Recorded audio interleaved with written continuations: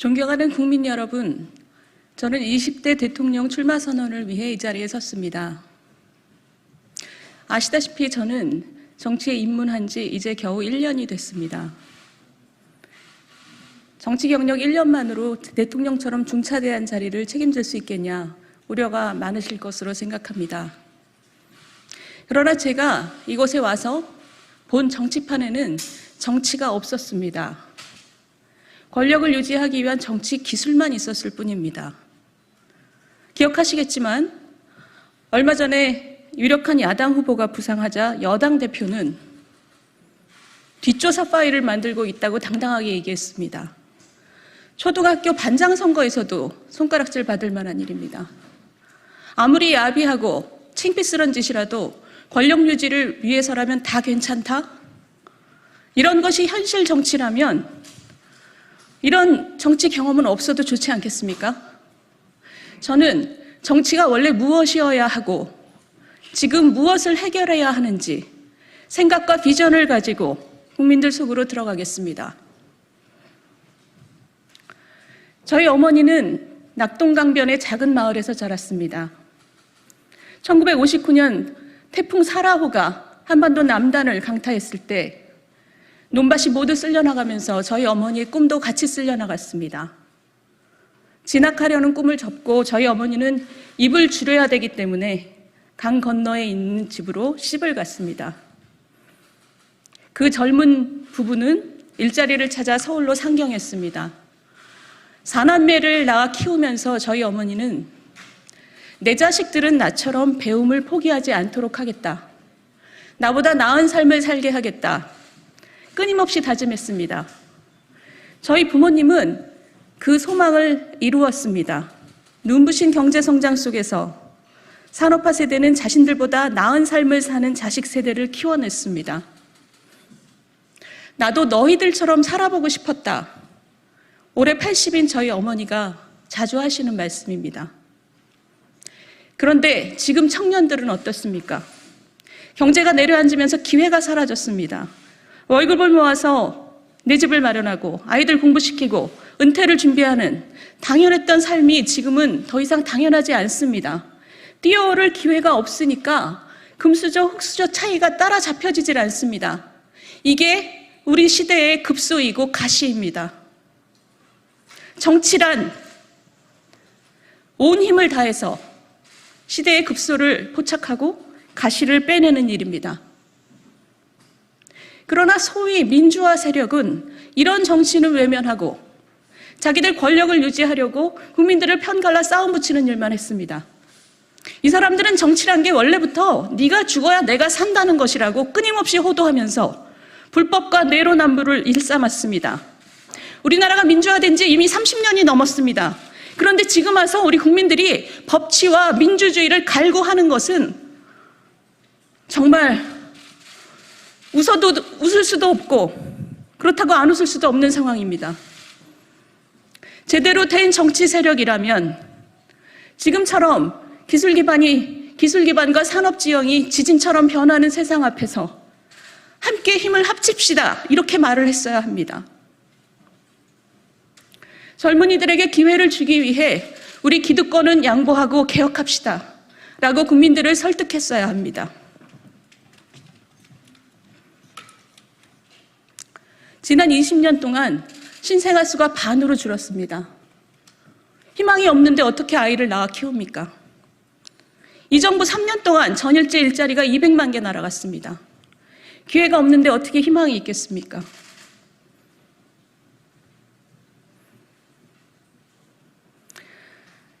그러면 희망과 일자리를 되살리기 위해서 우리는 무엇을 해야 할까요? 경제학자로서 제가 단언컨대 투자하고 싶고 혁신하기 좋은 경제를 만드는 것 말고 다른 길은 없습니다.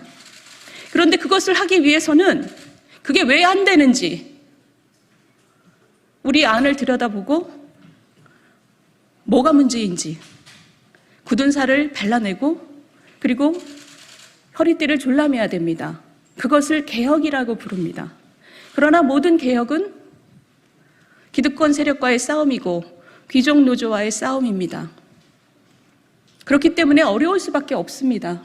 그러나 뼈를 깎는 개혁을 말하지 않고 장밋빛 얘기만 하는 것은 정치가 아니라 기만입니다. 문재인 대통령 그리고 문재인 정권은 어떤 개혁도 하지 않았습니다. 노동개혁, 교육개혁, 공공부문 개혁 어느 하나 입에 올리고 있지 않습니다. 하다못해 곧 고갈될 것이 뻔한 국민연금도 방치했습니다. 그러면서 자기들 정권 창출을 도운 민노총 비위 맞추느라고 최저임금을 2년에 30%나 올려서 수많은 젊은이들의 일자리를 자동주문 기계로 바꿨습니다. 이 정도면 정부가 아니라 일자리 파괴범입니다. 부동산은 어떻습니까? 아파트에 대한 환상을 버려라. 그러면서 내 집 마련 꿈을 박살냈고 임대차법으로 전세도 씨를 말렸습니다. 이 정부가 근성 있게 한 것이라고는 빚을 내서 돈을 뿌리는 것뿐입니다. 대한민국 정부 수립 후 박근혜 정부까지 지금까지 쌓인 빚이 660조 원입니다. 그런데 그 3분의 2만큼을 문재인 정부에서 새로 쌓았습니다. 일자리를 파괴한 것뿐만 아니라 빚더미까지 청년들한테 안긴 것입니다. 그러니까 이 정부는 자기보다 훨씬 더한 악성의 포퓰리즘에 문을 활짝 열어줬습니다.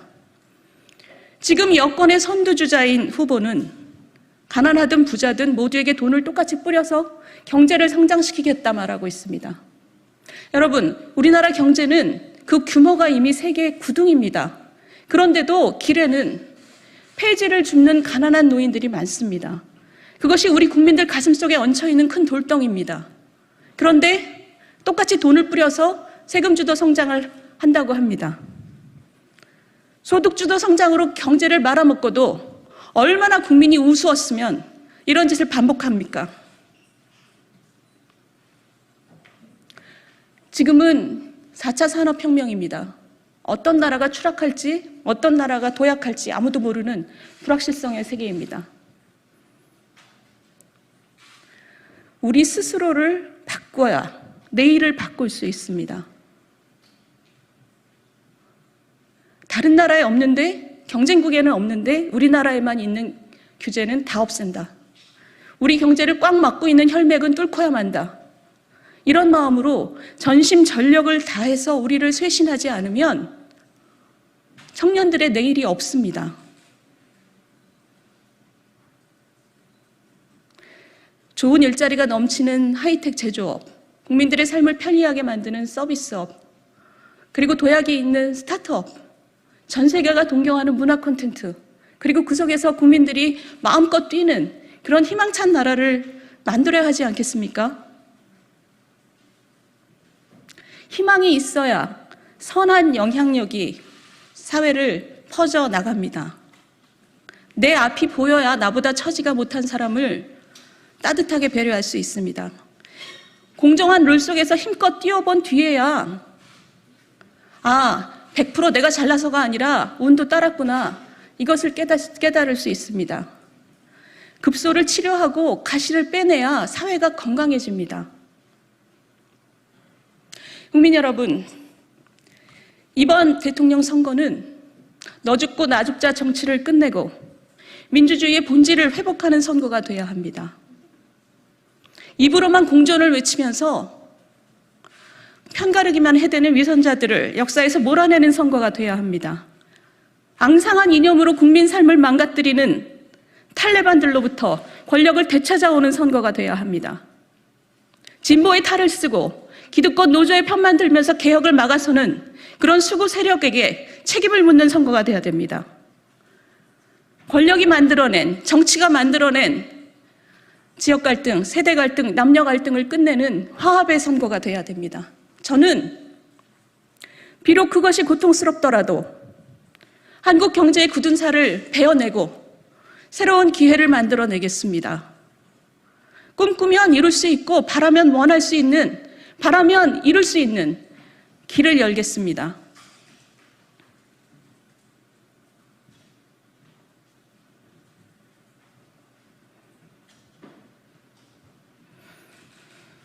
도전하고 실패해도 일으켜 세우고 그리고 등을 밀어주는 그런 나라를 만들겠습니다. 청년이 미래를, 희망을 얘기하고 그리고 모든 국민이 오늘보다 나은 내일을 믿는 그런 나라를 만들겠습니다. 다음 세대에게 부담을 넘기지 않는 나라를 만들겠습니다. 그러니 국민 여러분, 여러분 한 사람 한 사람의 목소리를 내주시고 영향력을 모아주십시오. 그러면 제가 여러분과 함께 한 시대를 보내고 새 시대를 열겠습니다. 감사합니다.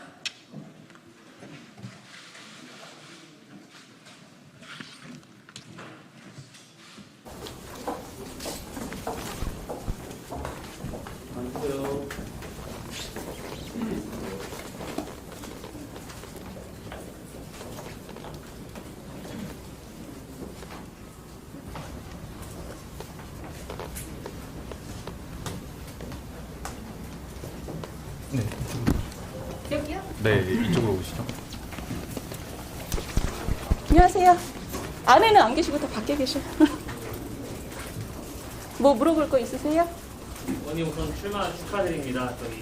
저희 청와문에서 현 정부가 어떤 개혁도 하지 않았다면서 출마 배경을 말씀해 주셨는데 구체적으로 출마를 결심하게 된 장면이 있다면 어떤 게 있을지 하나 뽑아주시면 감사하겠습니다. 장면이 한 장면은 아니고요. 제가 지금 갖고 있는 우리 나라의 가장 꽉 막혀 있는 병목을 뚫어야 되기 위해서는 온 나라가 온 힘을 다해야 됩니다. 그런데 이것이 대통령 선거 국면에서 너무 우선순위가 떨어진다는 느낌을 받았어요. 지금 나와 계신 후보들, 앞으로 나오실 분들이 이 문제에 대해서 정말 온 힘을 다해서 고민하고 있느냐, 그 점이 저희가 좀 안타까웠고요. 그래서 나라도 나와서 해야 되겠다 이런 생각을 했습니다. 오늘 출마 선언문에서 말씀하신 거에 대해서는 아무래도 경제 전문가이시니까 경제 부분을 많이 강조하셨습니다. 당내에서 대권 주자 중에 경제 전문가라고 하는 유승민 의원도 전 의원도 계시는데 뭔가 차별점이 있다면 어떤 게 있을까요? 유승민 의원께서 아직 본격적으로 말씀을 하시는 것은 제가 별로 들어보진 않았는데 제가 가장 집중하고 있는 것은 지금 우리 청년들의 문제입니다. 우리 청년들이 기회가 없는 것은 이 사람들에게 어떤 시혜성으로 뭘 나눠줘서 해결할 문제가 아닙니다. 청년들이 지금 원하는 것은 공정한 경쟁을 원하는 거거든요. 자기가 자기 능력을 펼칠 수 있는 장을 만들어 달라는 겁니다. 그 문제의식을 제가 가장 잘 가지고 있다고 생각합니다. 네, 의원님 사실 앞서도 서울시장 후보라던가 당대표라던가 여러 번 말이 나왔었는데요. 대선으로 직행을 하는 것을 결정하게 된 결정적인 이유는 어떤 건가요? 서울시장이나 당대표나 이름이 오르락내리긴 했지만 제가 잘할 수 있는 일일까에 대해서는 고민이 좀 됐었고요. 이번 대선도 사실 이번 후보들께서 갖고 나오신 얘기들이 우리 시대의 가장 중요한 얘기를, 우리 시대의 급소를 제대로 만지고 있다는 느낌을 받지 못했기 때문에 제가 결심을 한 겁니다. 의원님, 혹시내 장애물 중에 하나로 귀족노조를 꼽으셨고요. 그리고 귀족노조의 대표적인 사례라고 이제 본 것 같은데 민주노총을 또 이제 지칭을 하셨는데 특별하게 그런 문제의식을 가지게 된 이유가 좀 있으실까요? 저는 그런 문제의식은 오랫동안 가져왔고요.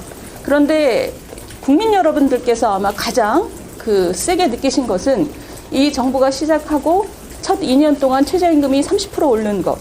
그것은 사실은 원래 노총에서 주장했던 얘기를 그대로 여과 없이 정부가 시작했을 때 그대로 시행한 것이죠. 근데 그것이 어떤 부작용을 가져올 것인지를 전문가들은 이미 다 알았습니다. 우리나라처럼 이렇게 수준이 올라 있는 경제는 그 정도의 충격을 개발도상국도 아니고 우리처럼 이미 경제 수준이 돼 있는 나라는 그 정도의 충격을 소화하기는 굉장히 어렵거든요. 경제 성장률도 되게 낮고. 그러니 이것은 저같이 경제 정책을 연구하는 사람들로서는 정말 말도 안 되는 일이 정권과 그 정권의 정권 창출을 도운 세력 간의 결탁에 의해서 벌어진 거죠. 그 결과는 여러분들이 보시는 것처럼 수많은 젊은이들의 일자리가 날아갔습니다. 그런 것은 앞으로 반복돼서는 안 된다고 생각해요. 오늘 선언문에서 이재명 지사와 관련된 얘기도 좀 하시게 하는 것 같은데 이재명 지사 측에서는 이제 의원님 수사를 놓고 대통령 깜과 관련된 이런 발언을 좀 한 것 같더라고요. 그런 부분에 대해서 이제 의원님 생각이 좀 궁금했어요. 뭐라고 하셨어요? 깜이 아니라고? 그 라디오 인터뷰에서 이재명 지사께서 이제 의원님 출마를 놓고 대통령 깜인지 아닌지에 대한 국민들의 판단이 뭐 필요할 거다 이런 취지의 발언을 아, 예. 모든 후보가 깜인지 아닌지는 앞으로 검증 대상이죠. 당내에서는 어제 그 보도되기로는 국민의힘 의원들이 모여있는 단체 카톡방에서 중진 의원이 뭐 망둥어라는 물고기 비유한 이야기도 했다는데 거기에 대해서는 좀 어떻게 보셨어요? 그런데 그 망둥어가 뛰니까 숭어도 뛴다라는 말씀을 하시는 분도 많아요. 그건 농담이고, 저는 우리 당의 경선을 흥미롭게 만들고 수준을 높이는 모든 후보, 아직 안 나왔지만 앞으로 나올 후보, 또 범야권의 후보들 모두가 다 숭어라고 생각합니다. 그 안에 망둥어가 어디 있겠어요? 우리 목적은 정권을 가져오는 것이고, 그래서 나라를 더 나은 나라로 만드는 것이니까 그런 얘기는 별 의미가 없지요.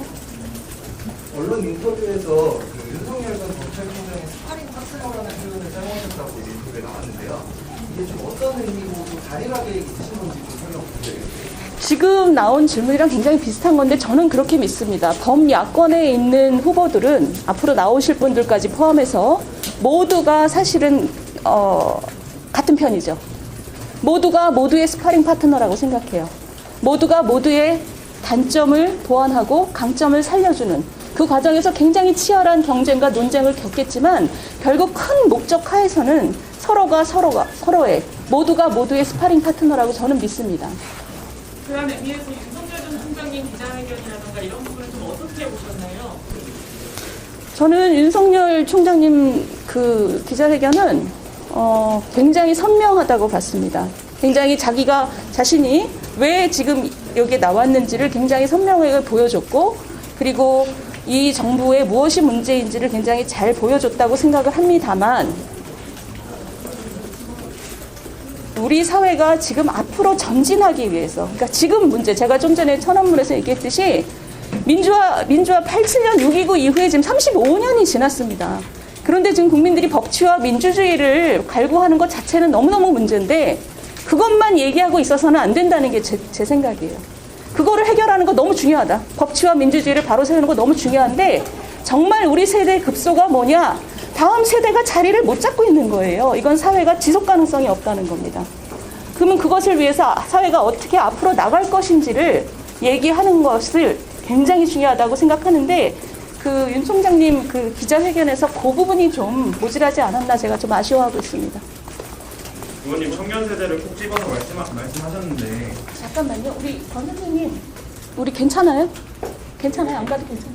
네, 말씀하세요. 아직 좀 이르긴 하지만 구체적으로 구상하고 계신 청년 정책 계획 같은 거 있으신가요?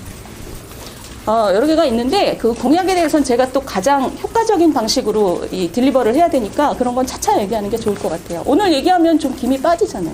의원님 그 페이스북 등으로 말씀을 주시긴 했는데 이재명 지사가 이야기하는 기본소득 그리고 나아가서 이재명 지사에 대해서는 어떻게 평가를 좀 하실까요? 기본소득은 제가 조금 전에 좀 말씀을 드렸고, 그러니까 우리 사회의 굉장히 어두운 점은 우리가 너무 빨리 발전을 해서 그 발전하지 못한 부분과 발전한 부분의 차이가 굉장히 많습니다.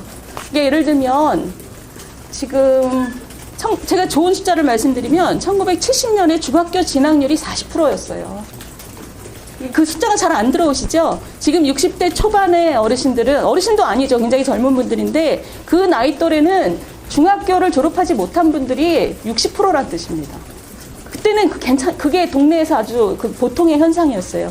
그런 분들이 우리나라처럼 빨리 발전하는 나라에서 가질 수 있는 직업은 매우 한정됐고, 지금 그러니까 택시 운전 많이 하시잖아요. 우리나라는 격차가 굉장히 큰 나라인 것을 우리가 인정하고 있어야 됩니다. 그 격차를 어떤 식으로든 보완을 해야 되는 게 우리 시대의 또 사명인 거예요. 그런데 그 와중에 거기다가 코로나 때문에 이렇게 양극화가 더 심해졌는데 모든 국민에게 돈을 똑같이 나눠준다는 건 어떻게 해도 합리화가 안 됩니다. 그래서 지금 최근에 그 지사님께서 만들어낸 스토리가 그게 경제 성장 전략이라고 말씀을 하신 거예요. 복지 아니라 경제 성장론이다. 그러니까 그렇게 돈을 뿌리면 경제 성장을 지속할 수 있다라는 새로운 스토리를 갖고 나오신 거예요. 그게 인류 역사에서 그런 일은 한 번도 없습니다. 정부가 돈을 뿌려서 경제 성장을 시키는 일은 인류 역사에 없어요.